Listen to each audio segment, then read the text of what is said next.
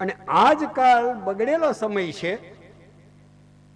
અને તમને એક સનાતન સત્ય કહું, પરિપૂર્ણ સંતોષ થાય એવો ગુરુ ન મળે તો ભાગવતની કથા કરવા વાળા પ્રધાન આચાર્યો એની આજ્ઞા છે કે કોઈ માનવમાં મન ન માને અને આજકાલ સંતોષ થાય એવો ગુરુ ન મળે, સાક્ષાત શંકરને ગુરુ માની લ્યો, સાક્ષાત તમે દત્તાત્રેયને ગુરુ માની લ્યો, સાક્ષાત શંકરાચાર્યને ગુરુ માની લ્યો, સાક્ષાત વલ્લભાચાર્યને ગુરુ માની લ્યો, તમારો બેડો પાર કલ્યાણ થઈ જશે. થઈ ગયું છે. એ ગુરુ છે અને ગુરુ બની અને ઉપદેશ આપે છે. આવો સદગુરુ સુખદેવજી મહારાજ રાજન ખટવાંગ ને 2 ઘટિકામાં મોક્ષ મળ્યો ત્યારે 7 દિવસ છે. બહુ આશ્વાસન મળી ગયું અને રાજન એને માટે કંઈ કરવાની જરૂર નથી. બહુ સહેલો ઉપાય છે. કોઈ અઘરો દાખલો હોય અને બીજેથી ગણિતનું પેપર હોય, વિદ્યાર્થી મૂંઝાતો હોય અને સાહેબ એને સહેલી રીતથી શીખવી દે, કેટલી મોજ આવી જાય. ઉપાય એનો સુસાધ્ય છે રાજન, તું કરી શકે એવો ઉપાય છે. શું કરીશ કે મેં તો બ્રાહ્મણોને પૂછ્યું અને ખૂબ ખૂબ શાસ્ત્રોનો અભ્યાસ કરવાવાળા બ્રાહ્મણો અંદર અંદર ચર્ચા કરે છે, હજી કંઈ ઉપાય મળ્યો નથી. એટલે સુખદેવજી શું બોલ્યા? શ્રોતવ્યાની રાજેન્દ્ર નૃણામ સંતિ સહસ્રશ. રાજા વેદો ને પુરાણનો અંત નથી, સાંભળ્યા કરો તો 100 વર્ષની જિંદગી ઓછી પડે. તુલસીદાસજી મહારાજે હાથ જોડ્યા રામાયણ લખીને કે વેદંત કા અંત નહીં, અરુ પુરાણ કા પાર નહીં. બધાયનું જ્ઞાન મેળવવા જાય તો જિંદગી પૂરી થઈ જાય ને આવી જાય ઓચિંતું, પણ એકને પકડી લે અને બધું મળી જાય. શ્રોતવ્યાદિની રાજેન્દ્ર નું સંતિ સહસ્રશ. હજારો શાસ્ત્રો સાંભળવાના છે જગતમાં, સાંભળવા હોય કલ્યાણ નહીં થાય, સમય બરબાદ જશે, 7 દિવસમાં ભગવાન નહીં મળે. પછી આગળ કે છે રાજન, આમે માનવનો સમય બહુ બરબાદ થાય છે. નિદ્રયા રિયતે નક્તમ વ્યવાયે ન ચ વાવય દિવાચાર્થે હયા રાજન કુટુંબ ભરણે નવા. નિદ્રયા રિયતે નક્તમ, અડધો આયુષ તો માણસ ઊંઘમાં ખલાસ થઈ જાય. હું તમને નથી ઠપકારતો, સુખદેવજી મહારાજ કહે છે. ઘણા 12 કલાકે ઓછી પડે, રાતે 8 કલાક ઊંઘ્યા હોય ને તો 2-3 કલાક પછી દિવસે ખેંચવી પડે. અડધું આયુષ્ય તો આમને ઊંઘમાં જાય અને પછી દીવા ચાથે હયા રાજન કુટુંબ ભરણે નવા, દિવસે કુટુંબના ભરણ પોષણ માટે કમાણી કરવામાં જાય. અને એટલે તો આપણે પેલું બોલીએ ને કે રાત્રે નિદ્રા દિવસે કામ, ક્યારે ભજશું સીતારામ, સીતારામ જ થઈ જાય.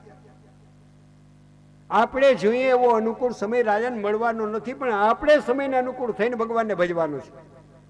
મારા જેવો એક મૂર્ખ ગોર બાપો સોમનાથ મહાદેવના દર્શન કરવા ગયો અને શાસ્ત્રમાં વાંચેલું સમુદ્ર સ્નાન કરીએ ને તો બહુ પુણ્ય મળે. લે દરિયામાં નાહી લઉં.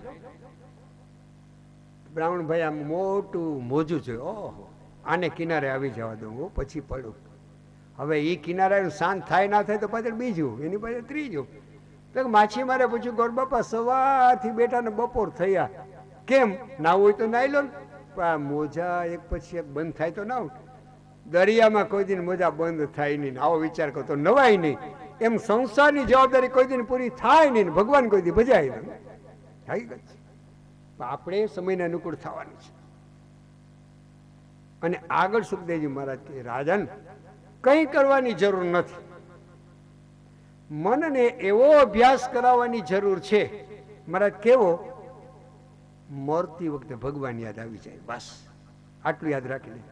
એતાવાન સાંખ્ય યોગાભ્યામ સ્વધર્મ પરિનિષ્ઠયા જન્મ લાભ પરઃ પુંસામ અંતે નારાયણ સ્મૃતિ. કૃષ્ણ અર્જુનને ગીતામાં એમ કે મામ સ્મૃત્વા ત્યજેદ કલેવરમ. મારું સ્મરણ કરતા કરતા કોઈ દેહ છોડે એ મારા જ ધામમાં આવે. એ કોઈ માના ઉદરમાં જન્મ લેવા માટે પાછું ન જાય, જગતમાં દુઃખ ભોગવવા.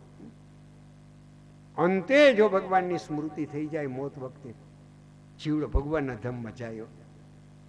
હકીકત છે. મહારાજ કઈ ઉપાય સાંભળ રાજન.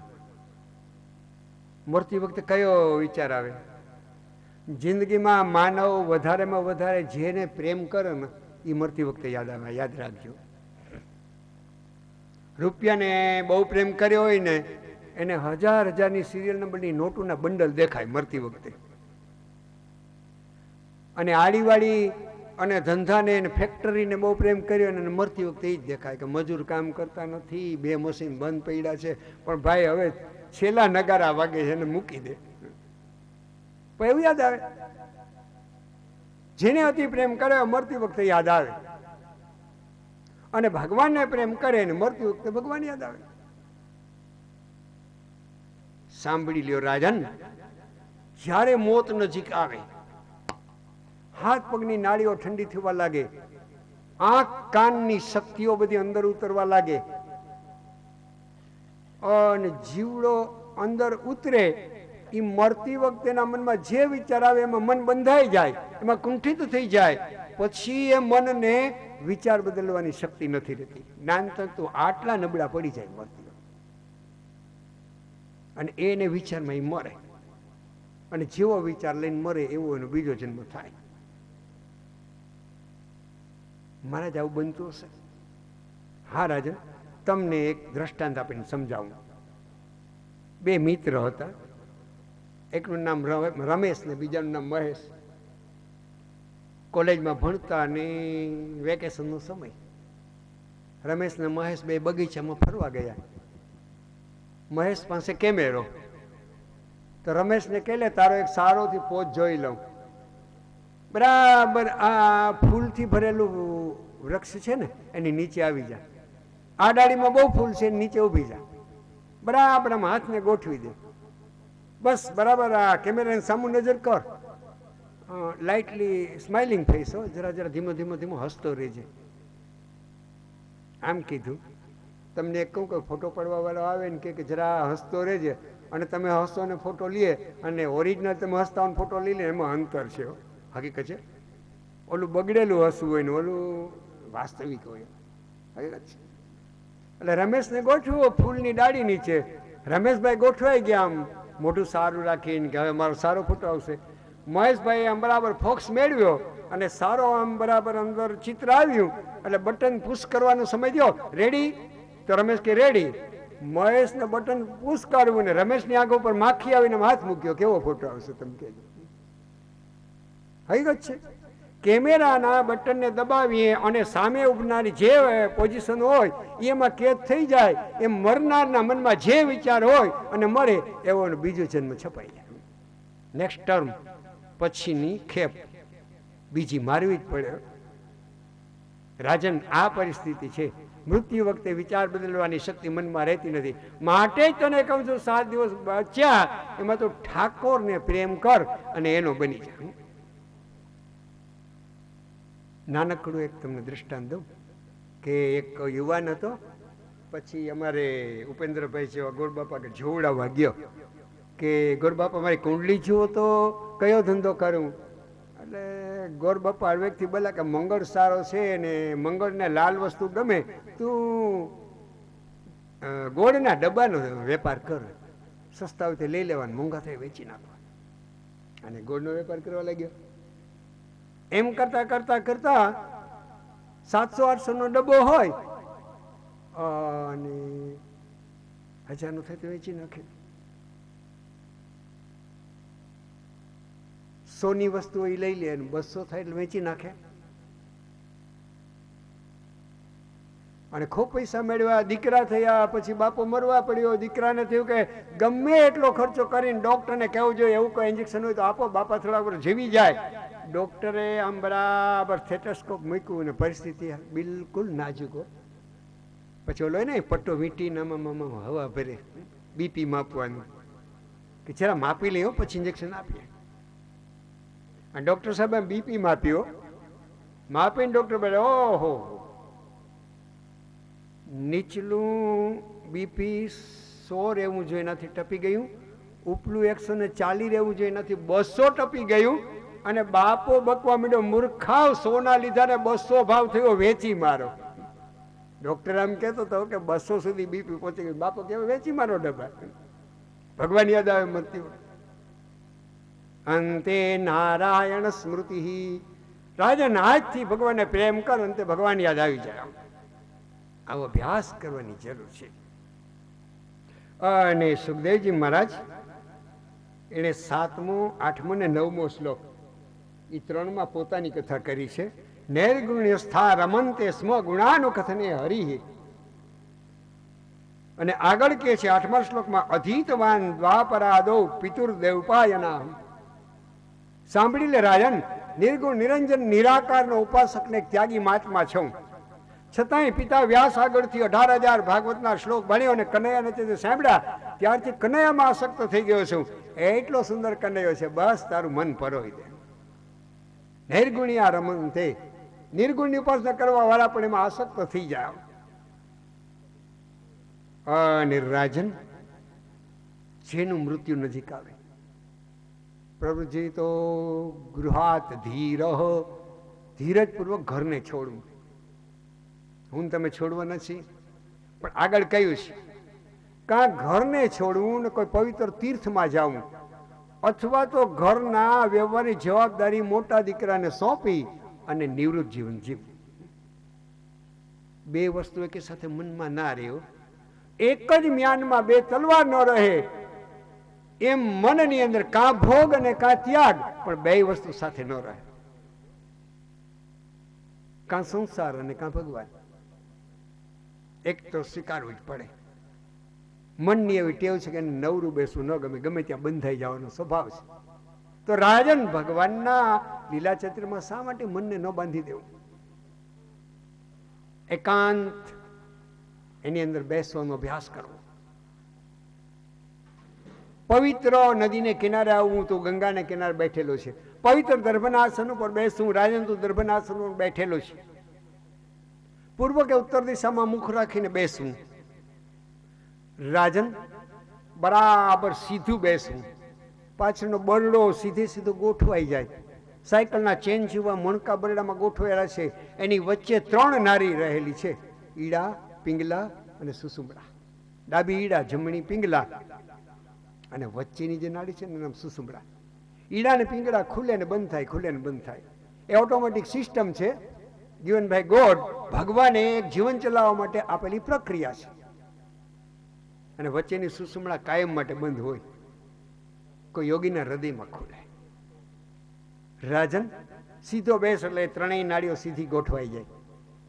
જીતાસનો જીત શ્વાસો, આગળ શ્લોક આવે ને એનું આ વિવરણ છે.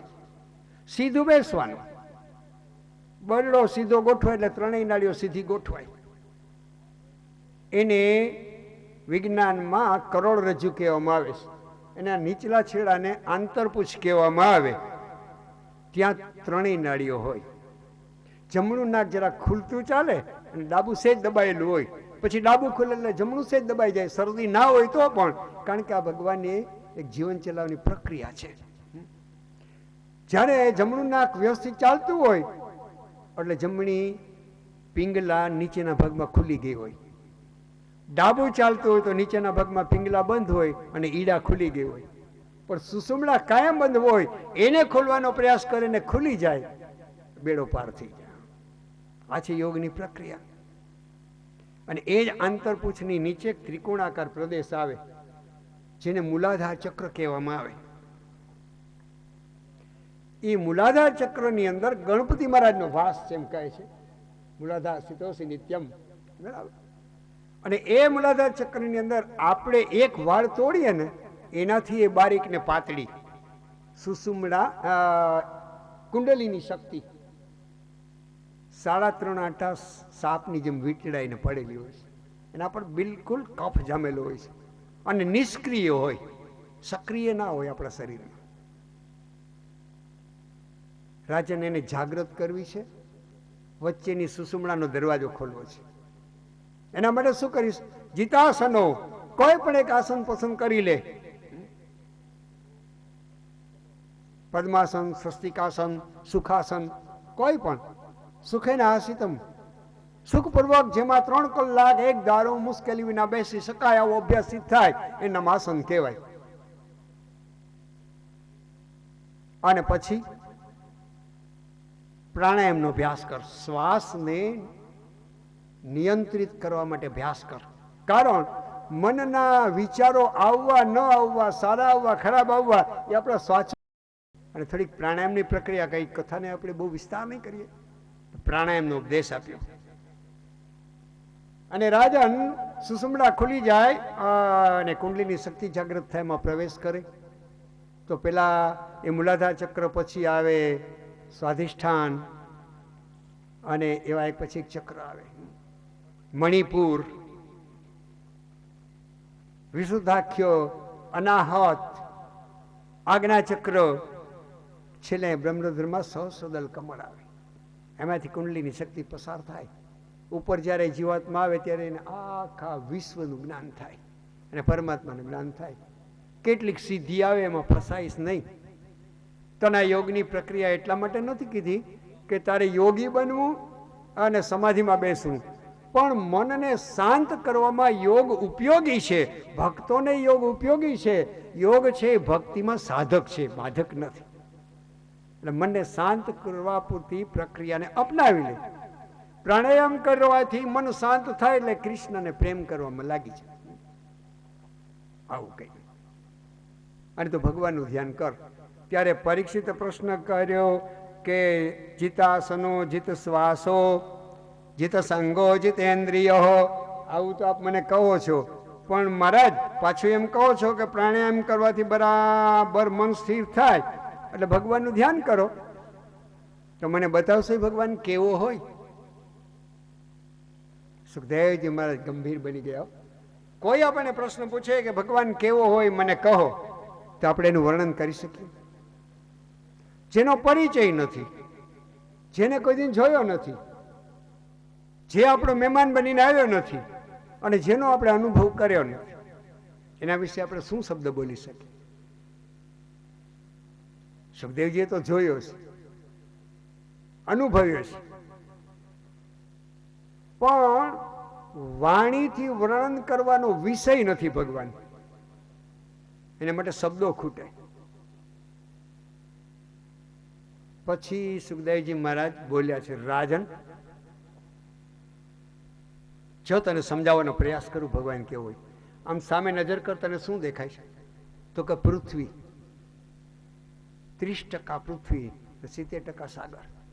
આ પૃથ્વી દેખાય ને, આટલો મોટો વિસ્તાર વાળો પટ, એ ભગવાનનું સ્વરૂપ છે. હા મહારાજ, પછી એનાથી આગળ હવે શું દેખાય? ગંગા નદી. આવી જેટલી જેટલી ધરતી પર નદીઓ વહે છે ને, ભગવાનના શરીરની નસો છે. હવે આગળ નજર કર રાજન, તને શું દેખાય? મને બરફથી છવાયેલો હિમાલય દેખાય. આવા જેટલા જેટલા પર્વતો આ ધરતી પછી ભગવાનના શરીરની અંદર એલા હાડકા છે. એનાથી આગળ તને શું દેખાય? ઘૂઘવતો 70% રહેલો મહાસાગર. એ તો ઠાકોરનું પેટ અને ખાલી નાભી છે.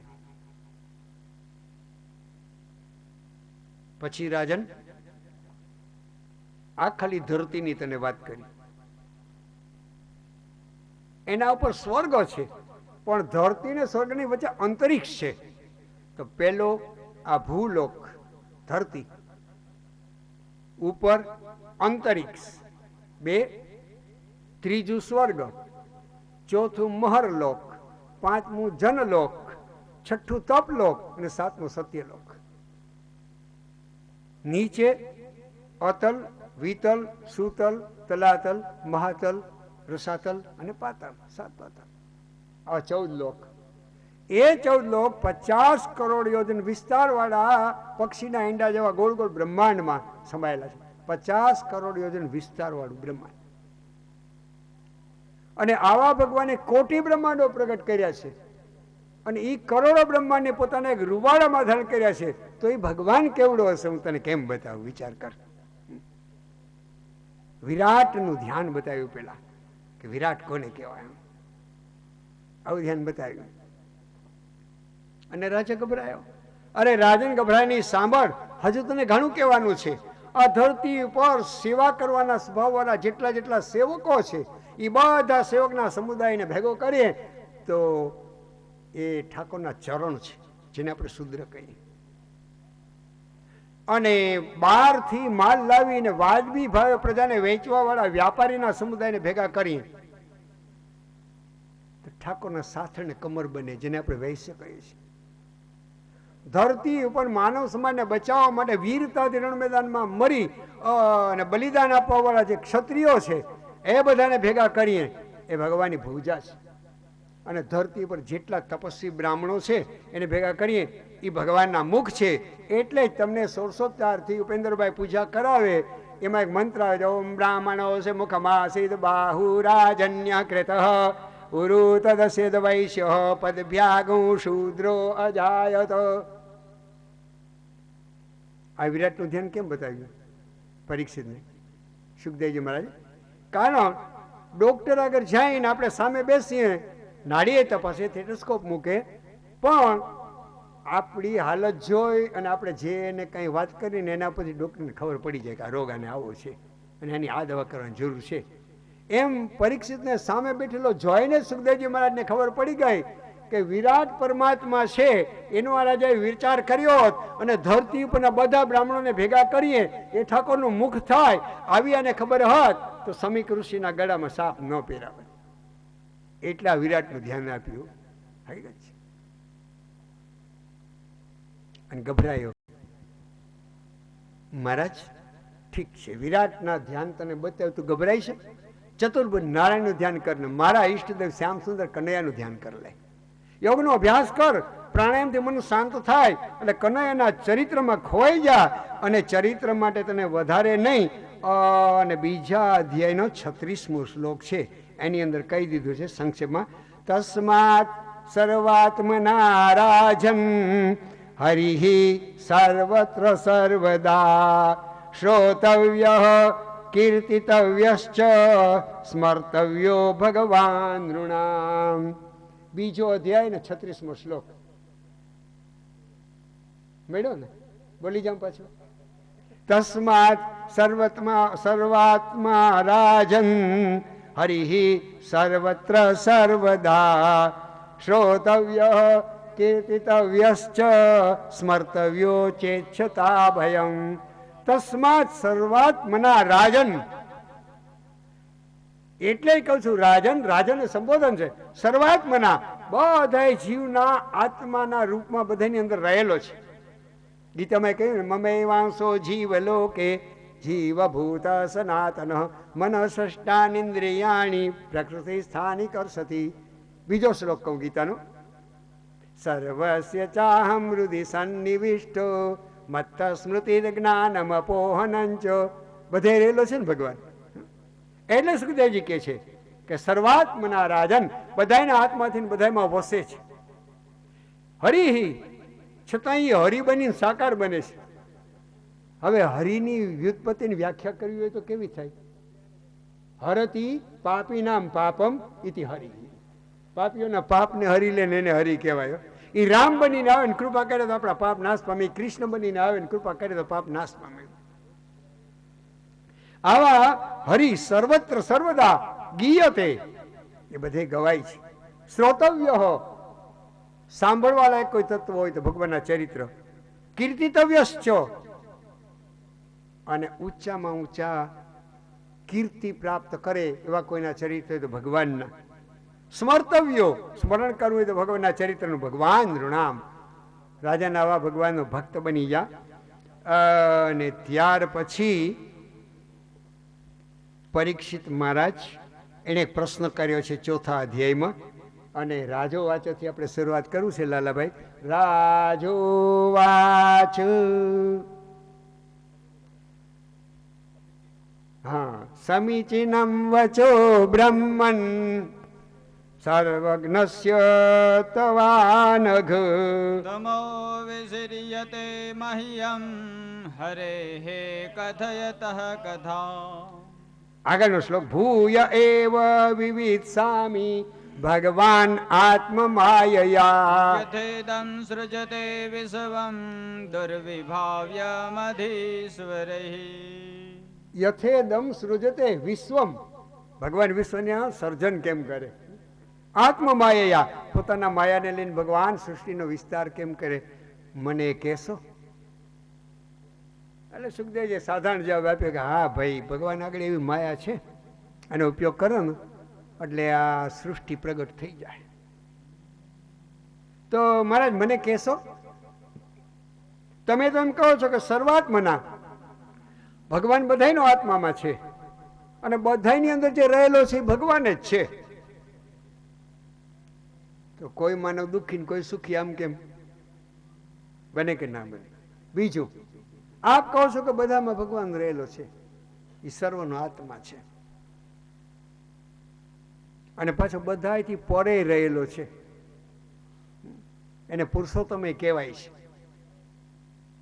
તો મને કહો સદગુરુ મહારાજ, આ જીવમાં પરમાત્મામાં કઈ અંતર ખરું? સાંભળ રાજન, જીવ પૂર્વના પ્રારબ્ધથી ઈચ્છા હોય કે ન હોય છતાં એને માનવ બનીને સુખ ને દુઃખ ભોગવવા પડે.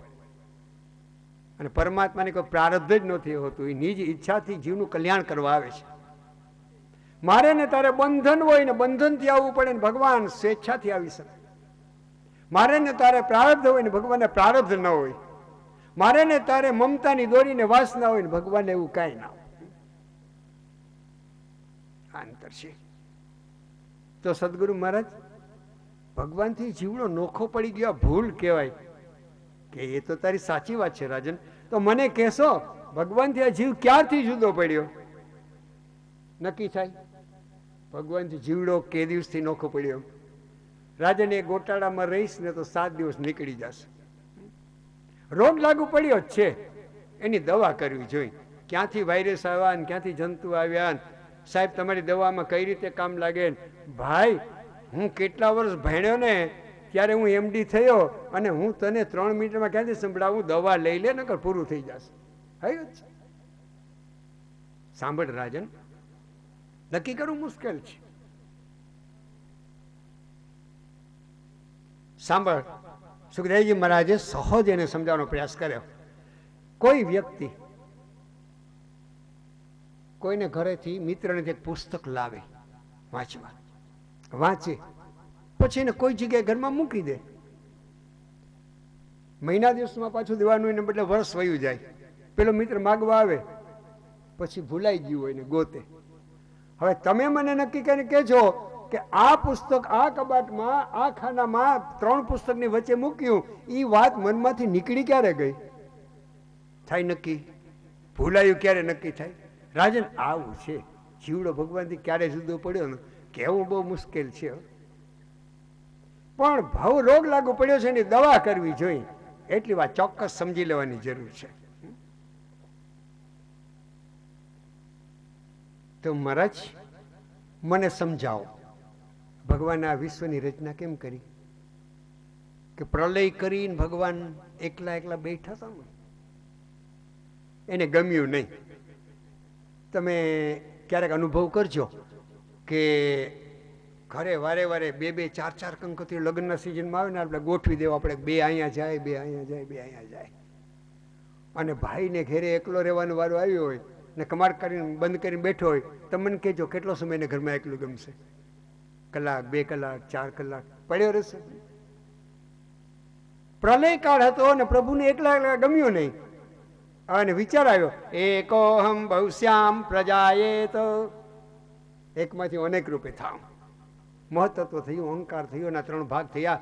તામસ અહંકારમાંથી પંચમહાભૂત થયા, રાજસ અહંકારમાંથી ઇન્દ્રિયો થઈ, સાત્વિક અહંકારમાંથી ઇન્દ્રિયોને શક્તિવાળા દેવતા ચંદ્રમાને મનુ થયા, 24 તત્વો પ્રગટ થયા. પ્રભુએ સંકલ્પ કરીને એકત્રિત થયા, બ્રહ્માંડ બન્યું, નિશ્ચેતન રહ્યું. એને ચેતન આપવા માટે બરાબર મધ્યમાં સૂર્ય બનીને ભગવાને પ્રવેશ કર્યો અને 14 લોક થયા. અને પ્રલય કાળે જીવડાને અંદર લઈને ભગવાન સૂતા હતા. એ જે જીવડાના જેવા કર્મ એવા એવા લોકની અંદર નિસ્થાપના કરી દીધી. રાજન, આટલું બસ, આથી વધારે તારે જરૂર નથી. આવી રીતે ભગવાન સૃષ્ટિનું સર્જન કરે છે. પણ મહારાજ, મને એ સૃષ્ટિના સર્જનને પરમાત્માની આગળ કથા કહો. સુખદેવજી મહારાજ એની આંખ ખુલી. ઓહો, મને કોઈ પ્રશ્ન કરે છે? તો અત્યાર સુધી એને કોને જવાબ આપ્યા? સાક્ષાત સંકોચે નર્મદા કિનારેથી આવ્યા સમાધિ દશામાં અને 3 અધ્યાય સુધીની કથા એમને સમાધિમાં સંભળાવી. એને ખબર નથી કે મારે કોઈ ચેલો છે ને મને પ્રશ્ન કરે ને મારે જવાબ દેવો છે. 3 અધ્યાયની કથા સંભળાવ્યા પછી પરીક્ષિતે મસ્તક નમાવ્યું અને સમાધિમાં શંકરે માથે હાથ મૂકી દીધો સુખદેવજી. પરીક્ષિતને સમાધિ લાગી ગઈ. એટલે આવો ભગવાન હોય. તો આગળની કથા કેમ કીધી? જો જાહેરમાં બોલતો હોય ને એને પછી ઉતારે આરામ કરવા જાય ને મોટી મારામારી હોય, પ્રશ્ન લઈને આવી જ જાય. ગામડામાં તો બહુ આવે. એકાદી 2 વાર રામાયણ વાંચ્યું હોય ને, એકાદી 2 વાર ભાગવત વાંચ્યું હોય અને મહાભારત કંઈ પ્રસંગ આપ્યા હોય ને, વાંચ્યા હોય ને, અરે ગોર બાપા સાચી વાત છે તમારી. બહુ સારી સુખદેવજીને પરીક્ષિતની કથા કરીઓ.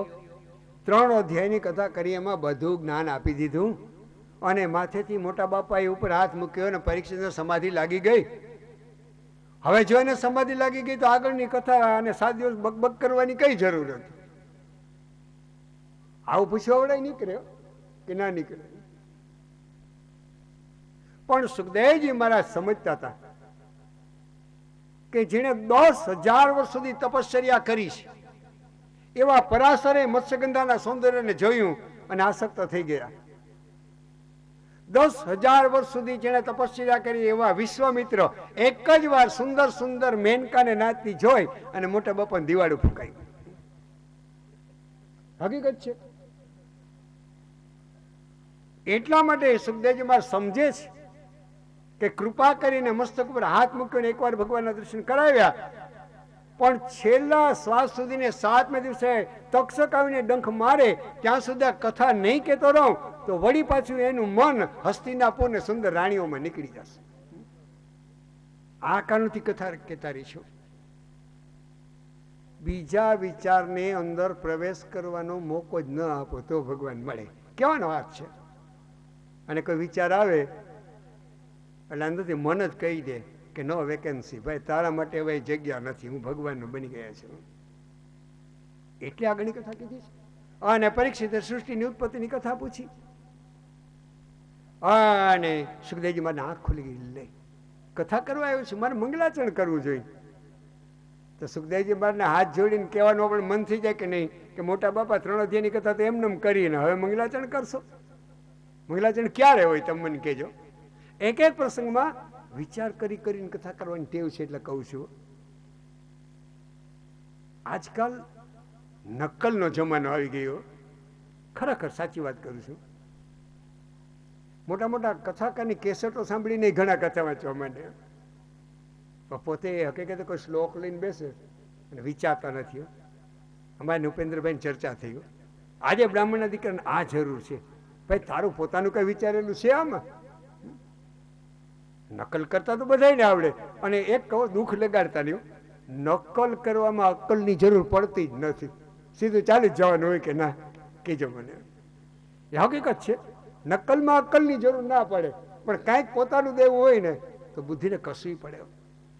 એનું નામ તપ કહેવાય, એનું નામ બ્રાહ્મણ કહેવાય. આજે ધરતી ઉપર આવા બ્રાહ્મણની જરૂર છે. એટલે સુખદેવજી મહારાજના નેત્ર ખુલી ગયા. ઓહો, 3 અધ્યાયની કથા કરી નાખી, સૃષ્ટિના ઉત્પત્તિની કથા પૂછી, મારા ઠાકોરનું ધ્યાન કરી મંગલાચરણ કરી લઉં. ભાગવતમાં 3 મંગલાચરણ આવે છે. શરૂઆતમાં વ્યાસજીનું, છેલ્લે સુતપુરાણીનું અને વચ્ચે સુખદેવજીનું. પહેલું મંગલાચરણ કરવા વાળા વ્યાસજી બુઢા, છેલ્લું મંગલાચરણ કરવા વાળા સુતપુરાણી બુઢા, વચ્ચેનું મંગલાચરણ કરવા વાળા સુખદેવજી મારા 16 વર્ષના યુવાન. પહેલું મંગલાચરણ 1 શ્લોકમાં, છેલ્લું મંગલાચરણ 1 શ્લોકમાં અને વચ્ચેનું મંગલાચરણ 13-14 શ્લોકમાં. આવું આયોજન વ્યાસજી કર્યું ભાગવતમાં. શા માટે? એ આપણે એમ કહેવા માંગે છે, સવારે મંગલાચરણ, બપોરે મંગલાચરણ, સુવો ત્યારે ઠાકોરને યાદ કરવું મંગલાચરણ. બીજું, બાળપણમાં મંગલમય આચરણની જરૂર છે અને વૃદ્ધાવસ્થામાં છે, અને યુવાનીમાં તો ખાસ. એટલે વચ્ચેના મંગલાચરણ કરવા વાળા યુવાન કથાકાર સુખદેવજી મહારાજ છે. હકીકત છે. પણ સારા સારા વિચારોમાં સમય જવો જોઈએ. આપણે બધું મળે છે. ભગવાને રૂપિયા ઘણા આપ્યા છે, આપણે સારું જીવન જીવીએ છીએ. એક વસ્તુ ઘટે છે, સારા વિચારો ઘટે છે, એ નથી મળતા. અને એ જેની આગળ ના હોય ને એની આગળ કરોડો રૂપિયા હોય તો ભિખારી કહેવાય. સાચો શ્રીમંત તો જેની આગળ સારા વિચાર છે. મન કોને કહેવાય? Mind is nothing but the storage of impression.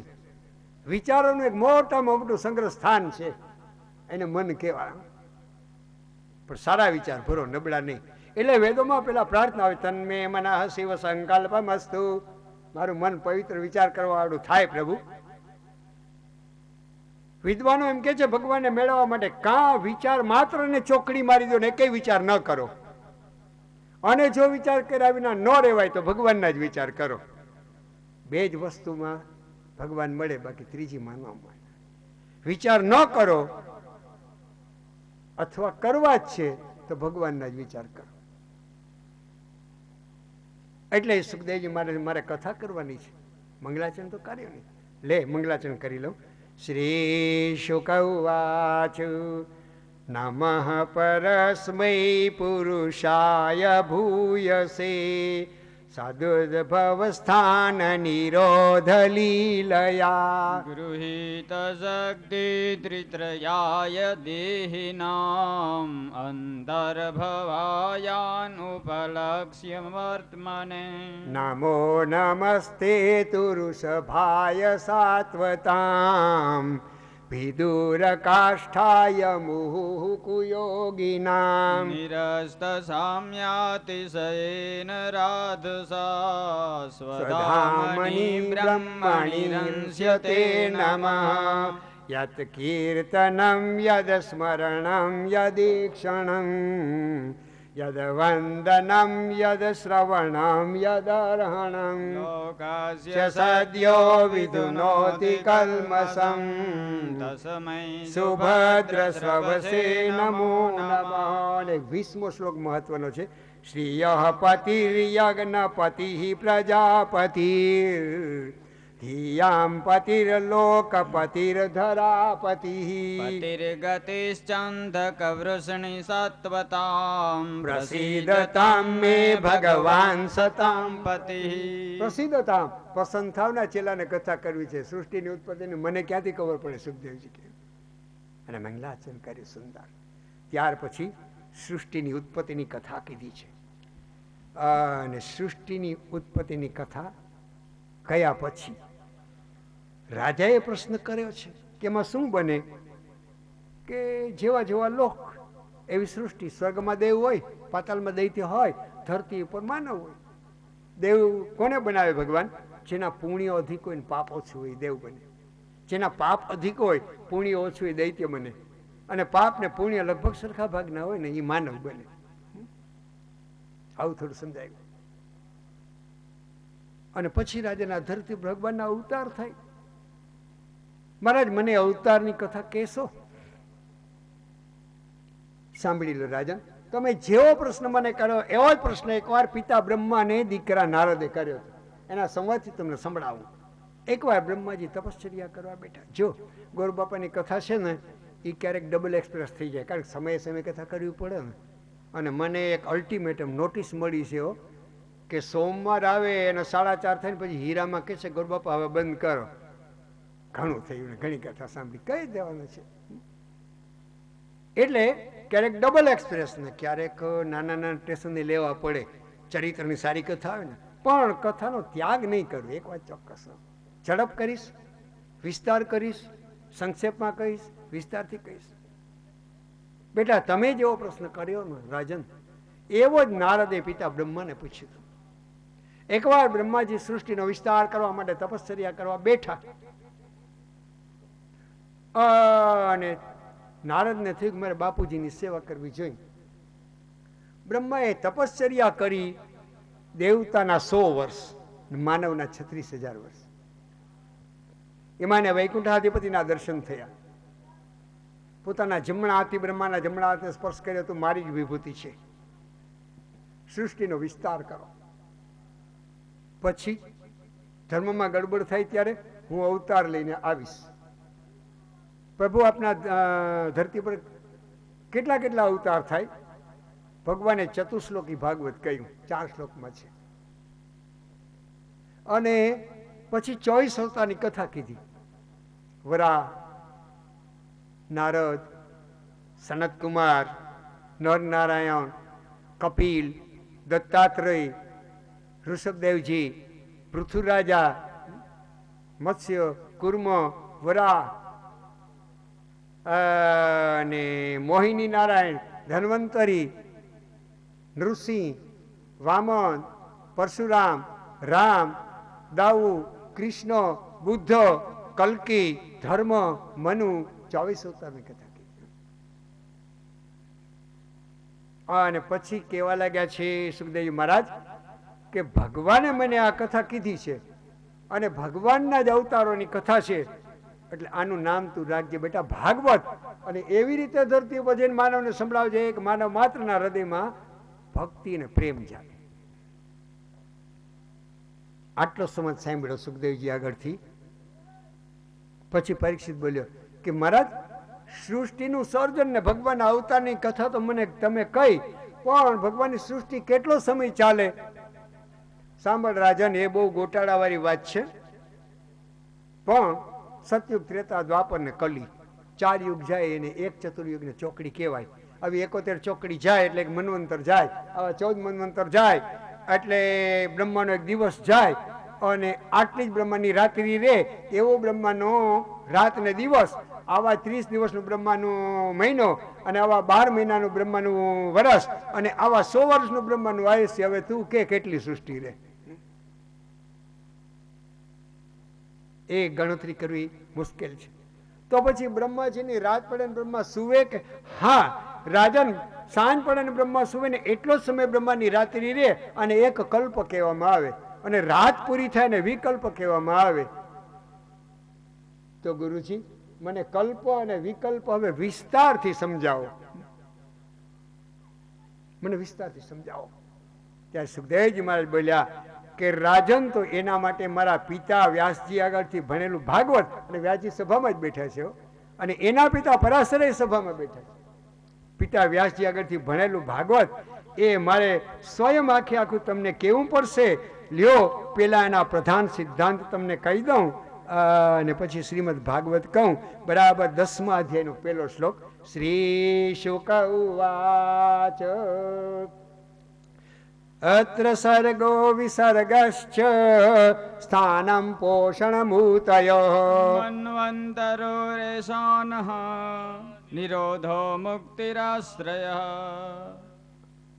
અત્ર સર્ગો વિસર્ગશ્ચ સ્થાનમ પોષણમૂતય મન્વંતર ઈશાનું કથા નિરોધો મુક્તિ આશ્રય. 10 શબ્દ આ શ્લોકમાં મૂક્યા છે. ભાગવતના 10 સિદ્ધાંતો છે. પ્રથમ સ્કંદ અધિકાર લીલા છે, દ્વિતીય સ્કંદ છે જ્ઞાન છે, બરાબર. પછી તૃતીય સ્કંદ થી એ સિદ્ધાંત લાગુ પડે. સર્ગ, વિસર્ગ, જો ગણતા આવજો, મારી ભૂલ થાય મને કહેજો કે ગુરુ બાપા દોષ ના થઈ આવો, પણ યાદ રાખવાની મગજમારી કરતા નહીં. તો અમારે ગામે ગામ કથા કેવી ને યાદ રાખવા પડે. સર્ગ, વિસર્ગ, સ્થાન, પોષણ, ઉતિ, મન્વંતર 6, ઈશાનું કથા 7, પછી નિરોધ 8, મુક્તિ 9, અને આશ્રય 10. એ 10 પેલા શ્લોકમાં કીધા. આનાથી ભરેલું એને મહાપુરાણ કહેવાય ને, એ સાંભળવાથી કલ્યાણ થાય એવું ભાગવત છે. તો પ્રથમ સ્કંદ છે અધિકાર લીલા છે, સાંભળીએ એટલે આપણે અધિકાર મળે. દ્વિતીય સ્કંદની અંદર સુખદેવજી જે ગુરુએ જ્ઞાન આપ્યું છે એ સાધન લીલા અથવા જ્ઞાન લીલા કહેવાય. તૃતીય સ્કંદ સર્ગ, સર્ગ એટલે જુદા જુદા તત્વોની કથા. આપણે કોઈ પણ ફેક્ટરી ચલાવવી હોય, કારણ કે આવી કથામાં બધાને મજા આવે એટલે કહું છું. ફેક્ટરી ચલાવવી હોય અને કંઈક નવું નવું પ્રોડક્શન કરવું હોય તો રો મટીરિયલ, કાચો માલ જોઈએ કે ના જોઈએ. તૃતીય સ્કંદની અંદર તત્વોનું વર્ણન છે. It is called raw material. બ્રહ્માજીને ભગવાને એક કાચો માલ આપ્યો છે, તૃતીય સ્કંદ છે. અને ચતુર્થ સ્કંદ એ ફ્રેશ પ્રોડક્શન છે, કારણ કાચા માલમાંથી ક્યાંક થવું જોઈએ ને, એટલે નામ આપ્યું વિસર્ગ. પછી આવે પંચમો સ્કંદ, એનું નામ છે સ્થાન લીલા. પછી આપણે જે ફેક્ટરીમાં રો મટીરિયલ કાચો માલ જોઈએ, બેસવાની ઓફિસ જોઈએ, અને આવનાર મોટી મુસાફરી કર્યા હોય તો એના માટે રેસ્ટ રૂમ જોઈએ, પછી એના ઓર્ડરો બુક કરવાના હોય, જુદી જુદી જગ્યાની જરૂર પડે. એમાં ધરતી ઉપર ભગવાને 14 લોક પ્રગટ કર્યા છે. જેટલું બને એટલું સહેલી રીતે તમને કહેવાનો પ્રયાસ કરું, બરાબર? તો તૃતીય સ્કંદ સ્વર્ગ, ચતુર્થ સ્કંદ વિસર્ગ, પંચમ સ્કંદ સ્થાન લીલા, અને પછી ષષ્ઠમ સ્કંદ પોષણ. પોષણ એટલે જેને આપણે પુષ્ટિ કહીએ, અનુગ્રહ, ભગવાનની કૃપા, જેમાં વૃત્રાસુરની કથા છે.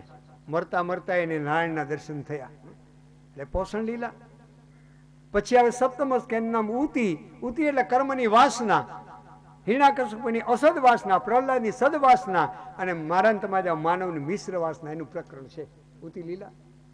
આઠમું મન્વંતર લીલા, કારણ કે એમાં મન્વંતરોની કથા છે. 14 મન્વંતરોની કથા ભરી છે એમાં. સ્વયંભૂ, સ્વારોચિસ, ઉત્તમ, તામસ, રૈવત, ચાક્ષુષ, વૈવસ્વત, સાવરણી, દક્ષ સાવરણી, રુદ્ર સાવરણી, ઇન્દ્ર સાવરણી, દેવ સાવરણી, આવા 14 મન્વંતરની કથા ભરેલી છે. માટે એનું નામ મન્વંતર લીલા. અને પછી આવે 9મો સ્કંદ, એનું નામ છે ઈશાનું કથા. ઈશ એટલે ભગવાન. ભગવાન જેવું કોઈ થઈ શકે નહીં. પણ 9મા સ્કંદમાં સૂર્યવંશ ને ચંદ્રવંશી રાજાઓની કથા આવે છે. એ રાજાઓએ રાજપાટ પોતાના દીકરાઓને સોંપી અને જંગલમાં એવી તપશ્ચર્યા કરી, સાક્ષાત ભગવાન જેવા ઐશ્વર્યને પ્રાપ્ત કર્યું છે. એવા રાજાના ચરિત્ર ભરેલા છે, માટે એનું નામ ઈશાનું કથા. અને પછી આવે 10મો સ્કંદ, એનું નામ છે નિરોધ લીલા. નિરોધ એટલે કોઈ પણ એક પ્રવાહ એને અટકાવવો અને સારી દિશામાં વાળવો. માની લ્યો કે નર્મદાના મીઠા મીઠા મીઠા જલ ખારા ખારા દરિયાને મળી જાય તો બેકાર જાય ને. એના કરતાં બંધ બાંધ્યો હોય અને એગ્રીકલ્ચર ખેતીવાડીમાં ઉપયોગ થાય તો. આવો વિચાર કરીને પ્રવાહને બંધ બાંધીને રોકવામાં આવે, એનું નામ નિરોધ. એમ માનવના હૃદયનો એક ભાવ અને પ્રેમનો પ્રવાહ ખારા ખારા સાગર જેવા સંસાર તરફ જાય છે. હાઉ ટુ ડાયવર્ટ, એને રોકવો કેમ? કે એની સામે કનૈયો મૂકી દો. જો કનૈયાના પ્રેમમાં એ જીવ પાગલ બની જાય તો એનું મન સંસારમાં જતું અટકી જાય, એનો નિરોધ થઈ જાય. માટે 10મા સ્કંદનું નામ આપે નિરોધ લીલા. પછી 11 સ્કંદ, એનું નામ છે મુક્તિ લીલા. એની અંદર સ્વયં કૃષ્ણએ જેમ અર્જુનને ગીતામાં જ્ઞાન આપ્યું એમ પોતાના ભક્ત ઉદ્ધવને જ્ઞાન આપે છે. સાંખ્યના એ 24 તત્વો, જ્ઞાન, વૈરાગ્ય, ભક્તિ, દત્તાત્રેયના 24 ગુરુ, અયલ ગીતા, પુરુરવા છે વૈરાગી બનો અને સંસાર માટે થઈને દુઃખી થઈને ઉદ્ગાર કાઢે છે. અયલ ગીતા, માળવાના એક કદરીય બ્રાહ્મણની કથા, જેને આપણે બ્રહ્મકથા કહીએ. આવું બધું જ્ઞાન આપ્યું માટે સાંભળવાથી મુક્તિ મળે. અને 24 તત્વના દેહના બંધનમાં બંધાયેલા આત્મા એમાંથી મુક્ત કેમ થવું, એની કથા ઉદ્ધવને કૃષ્ણે સંભળાવી 11 સ્કંદમાં, માટે એનું નામ મુક્તિ લીલા. અને 12મો સ્કંદ, એનું આશ્રય લીલા. તમને એક કહું, આ જગત કેમાંથી પ્રગટ થાય? ભગવાનમાંથી. પછી રહે કોને આધારે? ભગવાનને જ આશ્રય રહે. સમાય જાય કોમાં? ભગવાનમાં જ સમાય. જીવ માત્રનું કોઈ આશ્રય સ્થાન હોય તો સ્વયં ભગવાન છે, એના સિવાય ક્યાંય આશ્રય મળતો નથી. એમાં પરીક્ષિતના મોક્ષની કથા છે. હકીકત છે. 4 પ્રકારના પ્રલયની કથા છે. પ્રલય થાય પછી જીવડા બધા ભગવાનમાં સમાઈ જાય, એને આશ્રય રહે. પાછા ભગવાને જ એને બહાર કાઢે અને 14 લોક બનાવી અને ભગવાને જ એમાં વ્યાપી જાય. એટલે વ્યાપકમ તદ વિષ્ણુ, એમાં પાછો ભગવાન જ પ્રવેશ કરીને વ્યાપી જાય. માટે 12 સ્કંદ આશ્રય લીલા. આ છે ભાગવતી કથા. ઇતિ શ્રીમદ ભાગવત મહાપુરાણે 2ય સ્કંદ સમાપ્તોયમ. ગિરિરાજ ધરણ કી સ્વસ્તિ શ્રી ગણેશાય નમઃ. શ્રી સરસ્વત્યે નમઃ. શ્રી ગુરુભ્યો નમઃ. શ્રી શુક ઉવાચો. 10મો શ્લોક. યદોપહૂતો ભુવનં પ્રવિષ્ટો મંત્રાય પૃષ્ઠ અખિલ પૂર્વજેન અથાહ તન્મંત્ર દ્રશાં વરીયાન યન્મંત્રિણો વૈદુરિકં વદન્તિ. યન મંત્રિણો વૈદુરિકમ વદન્તિ. એને વિદ્વાનો વિદુર નીતિ કહે છે. આવો અસ્થાયી ચરણ વિદુરજીનું ચરિત્ર આવી ગયું. પ્રથમ સ્કંદ અધિકાર લીલા છે. સાંભળીએ એટલે અધિકારી બનીએ. દ્વિતીય સ્કંદમાં સુખદેવ જેવા ગુરુ મળીને જ્ઞાન આપે, પણ ખાલી જ્ઞાનને સાંભળ્યું હોય અને એનો ઉપયોગ ના કરીએ તો. છોકરાને કેમેસ્ટ્રી અને ફિઝિક્સ ટીચર સમજાવે, પ્રયોગશાળામાં જઈને પ્રયોગ ના કરે તો નકામ બેકાર છે. એમ સાંભળેલું જ્ઞાન શું કામનું જો જીવનમાં આચરણમાં ન મૂકીએ તો. એટલે એ સાંભળેલા જ્ઞાનને ક્રિયાન્વિત કેમ કરવું, જીવનમાં કેમ ઉતારવું, એ તૃતીય સ્કંદમાં આપ્યું છે. એટલા માટે તૃતીય સ્કંદ છે. અને એ તૃતીય સ્કંદની કથાની શરૂઆત કેવી રીતે કરી છે? મહાભારતની ખટપટની વાત કરીને. જો આપણે પ્રથમ સ્કંદ લીધો, 1.5 દિવસ આપણે સાંભળ્યો. એ પ્રથમ સ્કંદ છે એમાં પરીક્ષિતના જન્મની કથાની શરૂઆત વ્યાસે ક્યાંથી કરી? યદા મૃધે કૌરવ સૃંજયાનામ વીરેસ્વતો વીરગતિમ ગતેષુ વૃકોદરાવિધ ગદાભિમર્શ ભગનો રુદંડે ધૃતરાષ્ટ્રપુત્રી. જેના સાથળ ભાંગેલા છે એ ધૃતરાષ્ટ્રનો દીકરો દુર્યોધન કર્ણ છે તો રણ મેદાનમાં પડ્યો. ત્યાંથી ભાગવતની શરૂઆત કરી. કારણ વ્યાસજીએ મહાભારતમાંથી દોઈને કૃષ્ણ કથા ભાગવતમાં આપી છે. મહાભારત ઇતિહાસ છે, ભાગવત ભક્તિ છે. ભક્તિના સિદ્ધાંતો ઇતિહાસના પાયા ઉપર રચાયેલા હોવા જોઈએ. એટલે તૃતીય સ્કંદની શરૂઆતમાં થોડો ઇતિહાસ આવે છે અને મહાભારતની કથા આવે છે. રાજન સુખદેવજી મહારાજ બોલ્યા કે લ્યો, તમે મને પ્રશ્ન કર્યો ને કે કલ્પ અને વિકલ્પ કોને કહેવાય, તમને સમજાવું. તમે મને જેવા જ પ્રશ્ન કરો છો ને એવા જ પ્રશ્ન એકવાર વિદુરે મૈત્રેયને કર્યા હતા. મૈત્રેય એને જવાબ આપ્યો હતો, પણ એનો સમાગમ કેમ થયો બેયનો એની કથા કહું. જુઓ રાજન પરીક્ષિત, તમારા દાદા પાંડવો અને એના મોટા બાપાના દીકરા કૌરવો બે વચ્ચે ઝઘડો થયો. મહાભારતની કથા આવી કે ના આવી? પછી દુર્યોધને પાંડવોના ઇન્દ્રપ્રસ્થના યજ્ઞ જોઈ અને ઈર્ષા કરી. ઓહ, મારે તો આવો વૈભવ નથી, જુગાર રમાડીને બધું પડાવી લઉં. ને બે વાર પાંડવોને જુગાર રમાડ્યા તમારા દાદાને. અને ત્યાર પછી 12 વર્ષ ને 1 વર્ષ અજ્ઞાતવાસમાં, 13 વર્ષ જંગલમાં ભટક્યા. નિયમ પૂરો કરીને આવ્યા તોય તમારા દાદા પાંડવોને કૌરવોએ એનો હિસ્સો ન આપ્યો. ખટપટ ચાલુ થઈ ગઈ. અને ત્યારે ધૌમ્ય, પરાશર, વ્યાસ, પરશુરામ આવા બ્રાહ્મણોએ કૌરવોને સંભળાવ્યા. દુર્યોધનને સમજાવ્યો પણ નાદાન માન્યો નહીં. બે વાર વિદુરજીએ સમાધાનના પ્રયાસ કર્યા પણ શક્ય ન બન્યું. અને વિદુરે નક્કી કર્યું કે હવે અહીંયા રહેવું સારું નથી. અને પોતાની પત્ની સલભાને લઈને યમુના કિનારે આવી ગયા. હસ્તિનાપુર આજને આપણા દિલ્હી છે ને, જૂનો વિસ્તાર, ત્યાં હતી એમ વિદ્વાનો કહે છે. એના નજીક કોઈ નદી વહેતી હોય તો યમુનાજી, એના કિનારે વિદુર તપ કરવા આવી ગયા અને પોતાની પત્ની સલભાને લેતા આવ્યા. એક ઝૂંપડું બનાવ્યું, સાદું જીવન જીવે અને 24 કલાકમાં એકવાર ભૂખ લાગે તો શાક વઘારીને ખાઈ લે, ભાજીના પાંદડા વઘારીને ખાઈ લે, મુઠ્ઠી મગ બાફીને ખાઈ લે. છાણથી લીપેલી ભૂમિ, દર્ભનાસન ઉપર સૂઈ જાય. Simple living and high thinking, સાદું જીવન જીવે અને ઊંચા ઊંચા વિચાર કરે, સતત ભગવાન કૃષ્ણની ભક્તિ કરે. આવું જીવન જીવવા લાગ્યા. અને આ બાજુ દ્વારિકાનાથ એને થયું કે બે પક્ષોનું સમાધાન કરું. 12 વર્ષ વનવાસના પાંડવોએ પૂરા કર્યા, 13મું વર્ષ અજ્ઞાતવાસનું પૂરું કર્યું. અને પછી વિરાટ રાજાના નગરમાં વિરાટ રાજાને ખબર પડી કે આને હું નોકર માનીને કામ લઉં, પણ તો સાક્ષાત પાંડવો છે. અને પોતાની દીકરી ઉત્તરા અર્જુનના દીકરા અભિમન્યુને પરણાવીને સગા બનાવ્યા. ઉપલવ્ય નામના નગરની અંદર એને ઉતારો આપ્યો.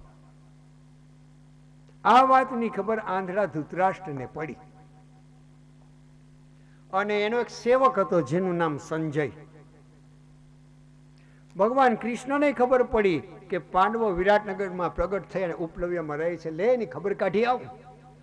દ્વારિકાથી કૃષ્ણ આવ્યા વિરાટના નગરમાં અને ઉપલવ્યમાં જઈ પાંડવોને મળ્યા અને અર્જુનને મળ્યા.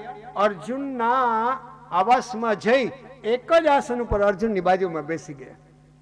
કારણ કે બે મિત્રો છે ને, એના મૈત્રી કહેવાય. એક જ આસન પર બેસી ગયા. અને આ બાજુ ધૃતરાષ્ટ્રએ સંજયને મોકલ્યો કે તપાસ કરી આવ્યો, યુદ્ધ થાય તો આપણે જીતશું કે નહીં જીતીએ, જરાક માહિતી તો મેળવી આવ. અને સંજય તપાસ કરવા આવ્યો, ઉપલવ્યમાં પ્રવેશ કર્યો. અજયનો થઈ અને અર્જુનનો જે આવાસ હતો ત્યાં આમ ડોકું કાઢીને નજર કરી, એક આસનો ગતો કૃષ્ણો, એક જ આસન ઉપર બે કૃષ્ણ બેઠા હોય ને એવું નથી. ઓહો, એક નારાયણ છે ને બીજો નર છે, આમાં ધૃતરાષ્ટ્ર ક્યાંથી પહોંચે? અને જઈને બધી માહિતી ધૃતરાષ્ટ્રને આપી. પછી કૃષ્ણએ યુધિષ્ઠિરને, અર્જુન, ભીમ, 5 પાંડવોને ભેગા કર્યા વિરાટ રાજાની નગરીમાં. બોલ્યો, યુધિષ્ઠિર શું વિચાર છે? કે મહારાજ સાંભળી લો, બાપ દાદાની મિલકતના 2 સરખા ભાગ કરો. પછી દુર્યોધનને પેલી પસંદગી આપો, એને જે જોઈએ ભાગ સ્વીકારી લે. કદાચ મન ન માને અમારા ભાગમાંથી 5 સારા નગર જોતા હોય તો ભલે લઈ લે. આખરી નિર્ણય છે રાજા તારો? કૃષ્ણે પૂછ્યું. હા પ્રભુ, મારો આખરી નિર્ણય છે, મારે ઝઘડો નથી કરવો, યુદ્ધ નથી કરવું. નહીં માને તો સાંભળી લો પ્રભુ, ન માને તો અમારા બાપુજીની મિલકતમાંથી 5 સારા ગામ આપી દે તો એ મને મંજૂર છે, મારે યુદ્ધ નથી કરવું.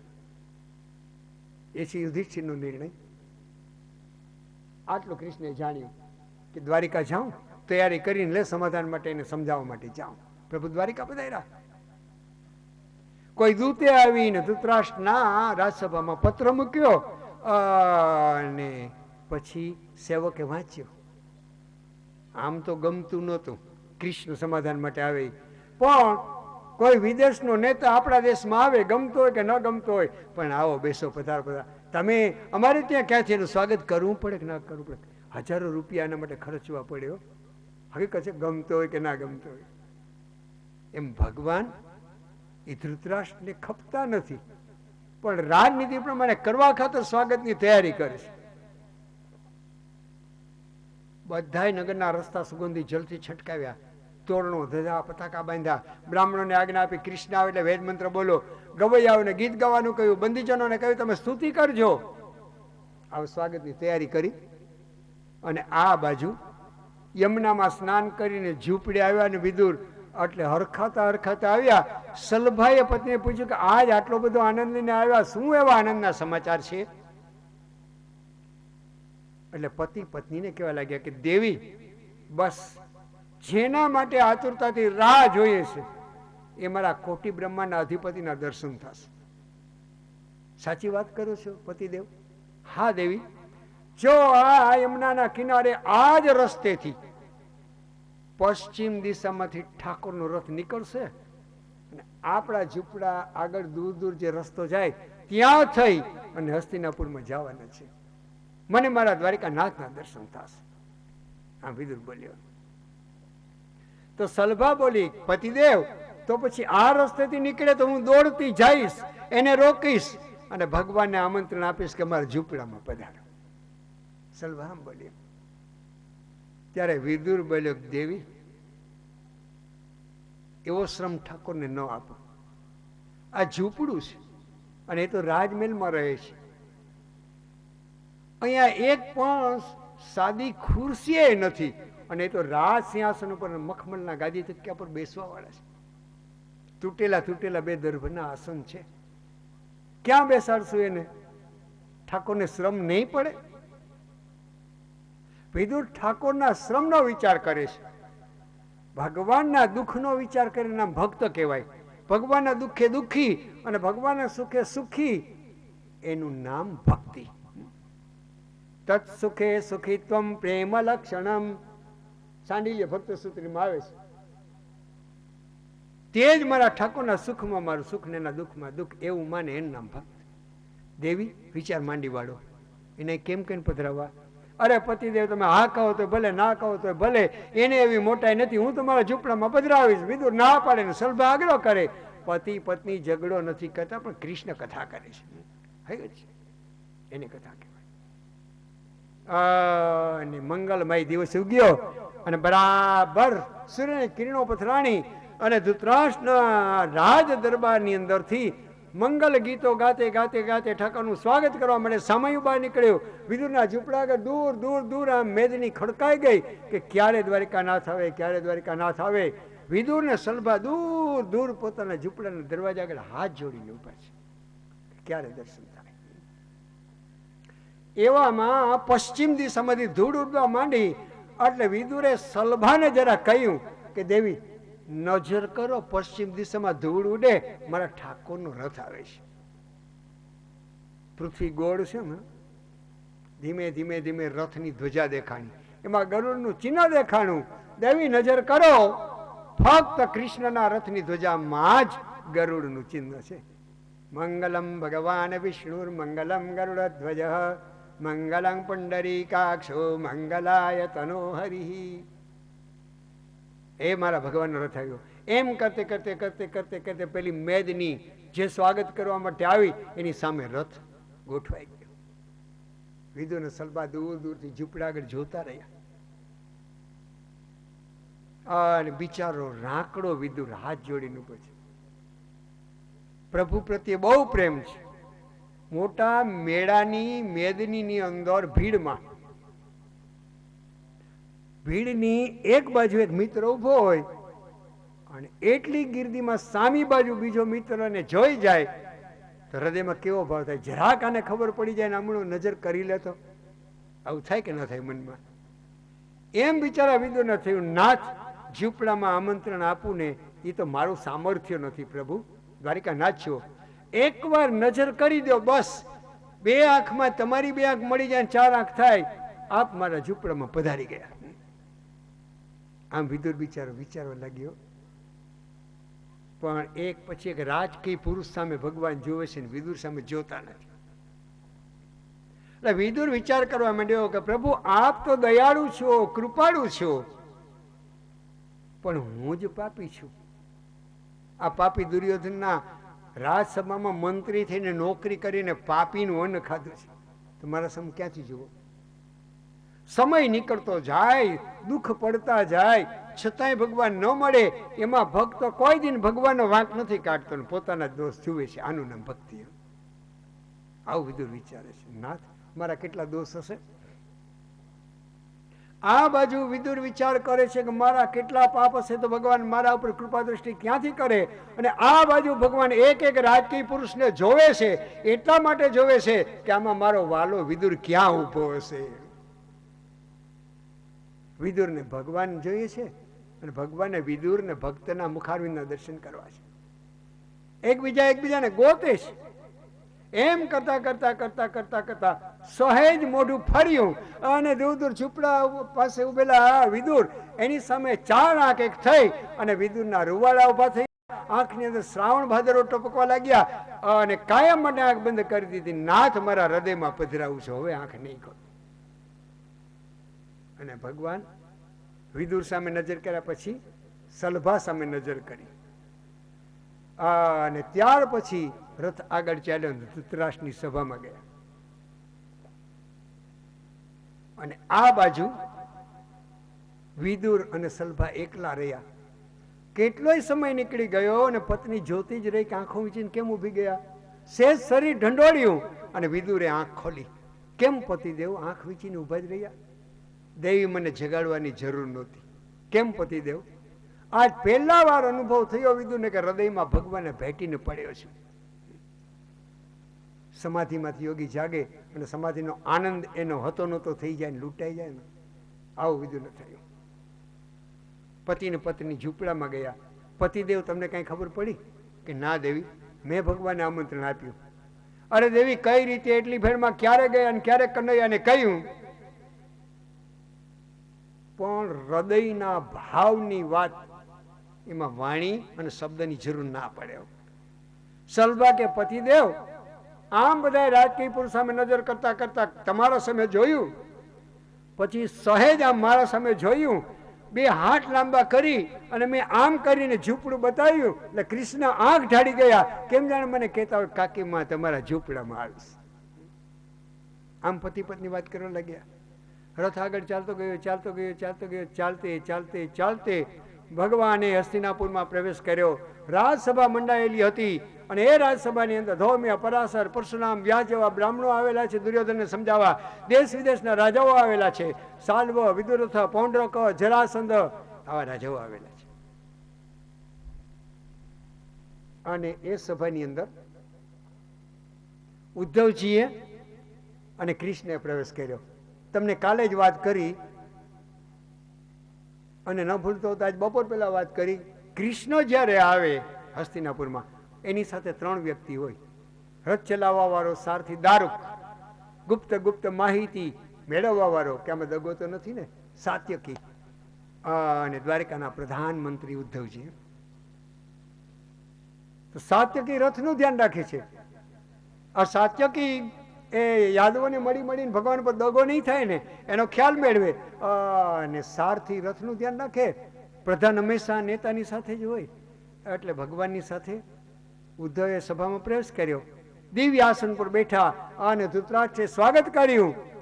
હવે એ સભાની અંદર 4 ખુરશી ખાલી હતી. જો તમને સહેજ સમજાતું હોય મને કહેજો કેના માટે હશે. તમને એક કહું, બરાબર જન્માષ્ટમી આવે ને આપણે રમતા હોય ને, એમાં એકા કેટલા હોય? 4 હોય. કાળીનો, ફૂલીનો, લાલનો, પછી ચોકડીનો. એને કેટલા ખૂણા હોય? 4 ખૂણા હોય. આવી એક ચંડાળ ચોકડી હતી મહાભારતમાં. દુર્યોધન, દુશાસન, એનો મામો શકુની અને મિત્ર કર્ણ, 4 ભેગા થઈને 1 કલાક સુધી મંત્રણા કરે. હસ્તિનાપુરના નર નારી ધ્રુજવા માંડે કે કાલ ભયંકર યુદ્ધ થવાનું છે. આવા ચંડાળ ચોકડી હતી. એના માટે 4 આસન ખાલી હતા સભામાં. હકીકત છે.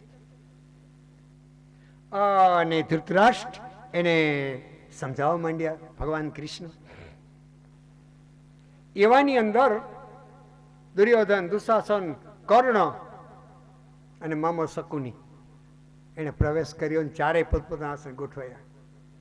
દુર્યોધન ભાગશાળી કહેવાયો. એને જે મામો મળ્યો ને ન ભૂતો ન ભવિષ્યથી કોઈ ન મળ્યો. મામાએ કેટલા કામ કર્યા ભાણાભાઈના, એને મામો કહેવાય. કંસે તો માચડેથી પકડીને નીચે નાખ્યો ભગવાન કૃષ્ણએ તો. અને 4 આવીને બેઠા. કોઈ કુટુંબમાં દીકરીના લગ્ન હોય અને કેટલાક કુટુંબીના ઘર રીસાણા હોય ને આવતા ના હોય, એને મનાવવા માટે કોઈ વચમાં પડે ને જાય ને, પછી બોલવાની શરૂઆત કોણ કરે તમે મને કહેજો. પેલા રીસાણા હોય ને તો એરંડિયું પીધું ને મોઢું કરીને આમ બેસી જાય, વાત જ ન કંઈ બોલે જ નહીં. એમ સભામાં કોઈ બોલતું નથી. કૃષ્ણને થયું કે મારે બોલવું પડશે, પણ કૃષ્ણ બોલવામાં ચતુર છે. મહારાજ, યદ ભાવી તદ ભવતું, જે બનવાનું તે બની ગયું. જો દુર્યોધનની નિંદા કરે અને પાંડવોના વખાણ કરે તો બાજી બગડી જાય. એટલે પાંડવોની ટીકા કરીને દુર્યોધનના વખાણ કર્યા. જો આ સમાધાન કરવાની એક રીત છે. How to get balance. 2 રીસાણાઓની વચ્ચેની સમતુલા કેમ ઊભી કરવી? જુઓ ને, આ યુધિષ્ઠિર જેવાને જુગાર રમવાની ઈચ્છા થઈ. હવે રમાડ્યો પેલા અધરા, પણ ભગવાન એ તો રાજનીતિજ્ઞ પુરુષ છે ને રાજનીતિનો ઉપયોગ કરે છે. અત્યારે એની જરૂર છે. આ યુધિષ્ઠિરને જુગાર રમવાના ઈચ્છાથી અને રમ્યો તો સજા ભોગવવી પડે. પણ સાંભળી લ્યો, એને નિયમપૂર્વક 12 વર્ષ પૂરા કરીને અજ્ઞાતવાસી પૂરું કર્યું. તો બાપ દાદાની મિલકતમાંથી એને વ્યવસ્થિત હિસ્સો મળવો જોઈએ કે નહીં, આવી જ્યાં વાત આવીને એટલે દુર્યોધન ઉભો થઈ ગયો, બહાર નીકળ્યો. એની પાછળ નાનો ભાઈ દુશાસન, એની પાછળ અંગદેશનો રાજા અને મિત્ર કર્ણ, અને એની પાછળ મામા શકુની ચારે નીકળી ગયા. તમે લોકસભા કે વિધાનસભાની કાર્યવાહી જુઓ ને તો ખબર પડે. એકવાર મેં વિધાનસભાની કાર્યવાહી જોઈ છે, એટલે તમને કહું, કોઈ પણ મિનિસ્ટર, માનો કે શિક્ષણ મંત્રી હોય, શિક્ષણમાં ફેરફાર કરવા માટે કંઈ પણ પ્રસ્તાવ મૂકે, ઇટ ઇઝ કોલ્ડ પ્રોપોઝલ, અને વિરોધ પક્ષના માન્ય ના હોય તો શું કરે? સોરબકન દેકારો કરે. છતાં એ પ્રસ્તાવ માન્ય થઈ જવાની અણી ઉપર આવે શું કરે? ઇટ ઇઝ કોલ્ડ વોકઆઉટ, સભાનો ત્યાગ કરીને નીકળી જાય. બરાબર? એમાં ચારેય સભામાંથી નીકળી ગયા કે આ પ્રસ્તાવ અમને માન્ય નથી. આજ બને એવું નથી, પહેલા આવું બનતું, હકીકત છે. એ નમ્રાટ નીતિ, ચારેય નીકળી ગયા. નીકળી ગયા પછી ભગવાને તો ચાલુ રાખ્યું. ધૃતરાષ્ટ્રને સમજાવવા માંડ્યા, કાકા નોકરડા જેવી એ જેની લાયકાત નથી અને કાકા કહેવા પડ્યા. પણ સમાધાન કરવું જ ને, હકીકત છે. જુઓ ને, યુધિષ્ઠિર જેવાને જુગાર રમવાનો વિચાર આવ્યો, જે બનવાનું તો બની ગયું.